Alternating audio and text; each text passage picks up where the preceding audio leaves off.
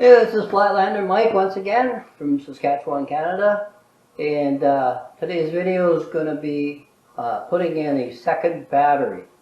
Now I did a few things that are a little different, so I'll just give you an overview of what we're doing here.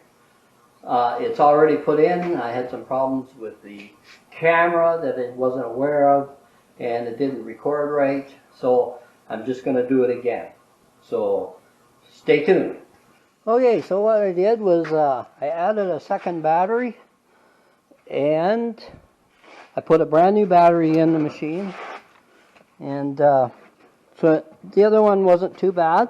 It did go dead on me once, so I kind of don't trust it, so I put it in for a spare battery. Now, first thing you got to do is take this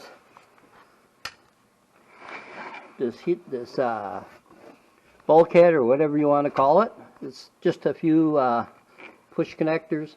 I've got some sort of fender flares on here that I put on, but take this out, and that gives you access to all the area under the seat, the driver's seat.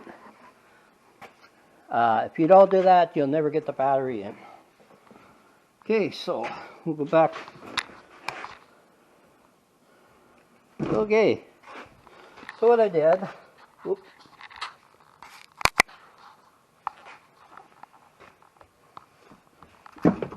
pull the driver's seat out,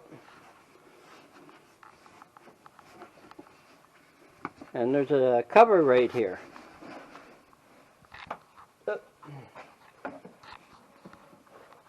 Okay, so right there.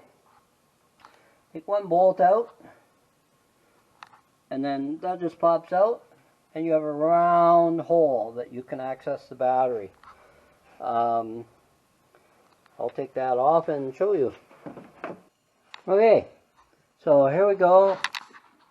Looking down the hole here, there's my battery.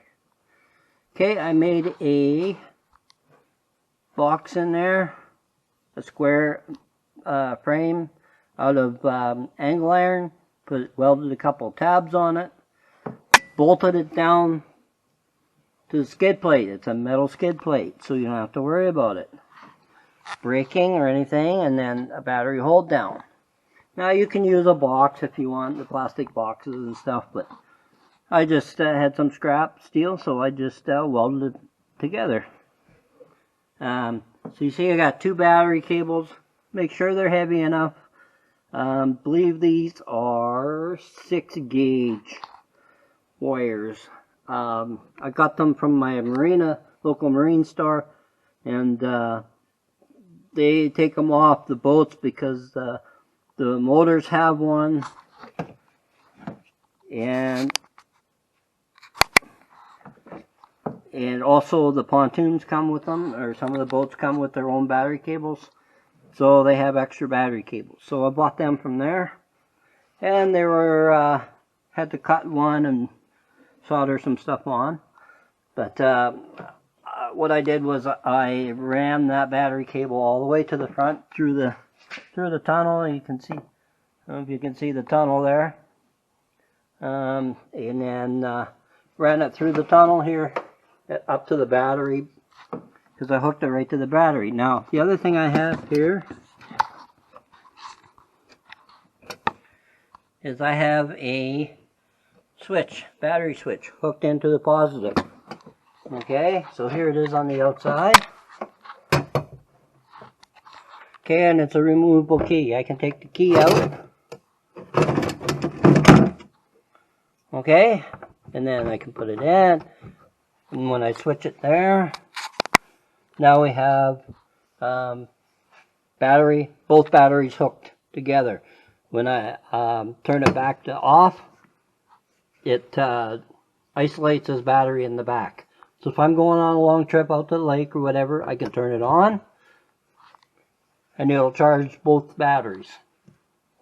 But the charging system on these aren't very big, so you can't expect it to keep charging and charge them both up really well.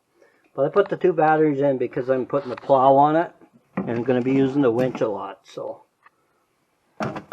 yeah, so that's about all there is to it. Come up here. So it just brought the cable up here. There's the positive one and the negative one. I'm not sure where it is. Oh, see it right here. There's a negative one. Brought them up and hooked them both in. So now I'm hooked right to, oh, actually there's a negative down in there. Right there. So now I'm hooked straight to the battery. So both batteries are hooked together. When you turn the switch on, then they're hooked together. When you turn it off, it's isolated back there, so I'm just using the front battery. So anyway, thanks for watching, and hope you liked this video. Just gives you an idea what you can do with a welder and a little bit of time. So take care, and we'll see you in the next video.